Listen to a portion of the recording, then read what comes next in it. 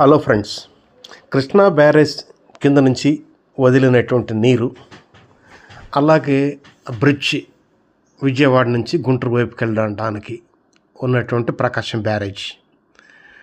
ఆ తర్వాత మనం లెఫ్ట్ సైడ్కి తిరిగి చూసినట్టయితే లెఫ్ట్ సైడ్న దూరంగా మనకు రైల్వే బ్రిడ్జ్ కూడా కనపడుతుంది. అది విజయవాడ నుంచి గుంటూరు వైపుకు లేదా మద్రాసు వైపుకి వెళ్ళేటువంటి రైల్వే బ్రిడ్జ్ లెఫ్ట్ సైడ్ కనపడుతుంది. ఈ సీనరీ 2 బ్రిడ్జిల మధ్యలో నిలబడి నేను తీయడం జరిగింది. ఈ వరదల తర్వాత ఎలా ఉంది అనేది చూడండి. ఏదేమైనప్పటికీ శాంతించిన తర్వాత ఈ దృశ్యం మాత్రం చాలా బాగుంది. ఎడమవైపున ఉన్నటువంటి రైల్వే బ్రిడ్జ్, మధ్యలో ఉన్నటువంటి నీటి ప్రవాహం, అంతేకాకుండా కుడివైపున ఉన్నటువంటి కృష్ణా బ్యారేజ్, వీటన్నిటిని కలిపి మధ్యలోంచి చూస్తే ఎలా ఉంటుంది? ఈ దృశ్యాన్ని చిత్రీకరించి మీ అందరూ చూపించడానికి ట్రై చేస్తున్నాను. ఒకవేళ బాగుంటే లైక్ చేయండి, షేర్ చేయండి. దీని తర్వాత ఫుల్ వీడియో చేస్తున్నాను, తప్పక చూడండి. ఉంటా మరి. జై హింద్.